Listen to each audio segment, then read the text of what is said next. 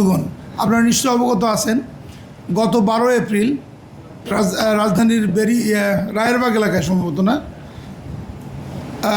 Alex ইমন নামে একজনকে হত্যা করা হয় এবং 48 ঘন্টার মধ্যে র্যাব 2 4জনকে অ্যারেস্ট করে এবং পরবর্তীতে আজকে মানে গত রাত 14/8/2026 খ্রিস্টাব্দে আমরা আরও একজনকে গ্রেপ্তার করি। আমরা একটা বিস্তারিত আপনাদের সামনে তুলে ধরবো। এখন মোহাম্মদপুরের কিশোর গ্যাং লিডার অ্যালেক্স ইমন হত্যা মামলার অন্যতম আসামি জহুরুল ইসলাম রিপল ওরফে বিপুল সহ 5 জন সন্ত্রাসীকে 2টি বিদেশি পিস্তল, 1টি একনালা বন্দুক, 6 রাউন্ড তাজা গুলি এবং 60টি ধারালো দেশীয় অস্ত্রসহ রাজধানীর মোহাম্মদপুর এবং ঢাকা জেলার কেরানীগঞ্জ মডেল থানা এলাকা হতে গ্রেপ্তার করেছে র্যাব 2। গত 12 এপ্রিল 2026 খ্রিস্টাব্দ মোহাম্মদপুরের রায়ের বাজার বেরিবাদ এলাকায় আধিপত্য বিস্তারকে কেন্দ্র করে কিশোর গ্যাং লিডার ইমন ওরফে অ্যালেক্স ইমনকে প্রকাশ্য দিবালোকে রাস্তার উপর কুপিয়ে হত্যা করে আসামি বিপুল সহ তার সহযোগীরা। উক্ত ঘটনায় মোহাম্মদপুর থানায় 20 জনকে আসামি করে একটি হত্যা মামলা দায়ের করা হয়।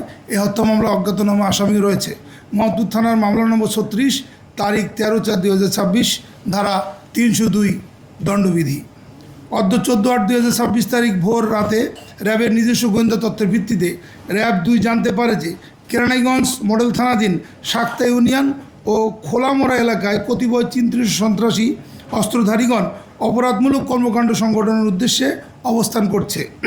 প্রাপ্ত তথ্যের ভিত্তিতে র্যাব 2-এর একটি আভিযানিক দল উক্ত এলাকায় বিশেষ অভিযান পরিচালনা করে শাক্তা ইউনিয়নের কোলচর এলাকা হতে অস্ত্রধারী সন্ত্রাসী মোহাম্মদ হৃদয়কে একটি বিদেশি পিস্তল, এই পিস্তলটি একটু নতুন পিস্তল, এই পিস্তলটি হচ্ছে ট্রেইল ব্লেজার লাইভ কার্ড নামের একটা মানে এটিএম কার্ডের মধ্যে একটা পিস্তল এবং এখানে একটা লাইভ অ্যামুনিশন ছিল আর কি ভিতরে, 1 রাউন্ড তাজা গুলি এবং সোহেল রানা চায়না সোহেলকে 2টি তরবারি ও 3টি সামুরাই সহ খোলামোড়া টাউন এলাকাতে অস্ত্রধারী সন্ত্রাসী রাব্বি পিঞ্জিরা রাব্বিকে একটি একনালা বন্দুক, 5 রাউন্ড তাজা গুলি এবং একটি সামুরাই সহ গ্রেপ্তার করে।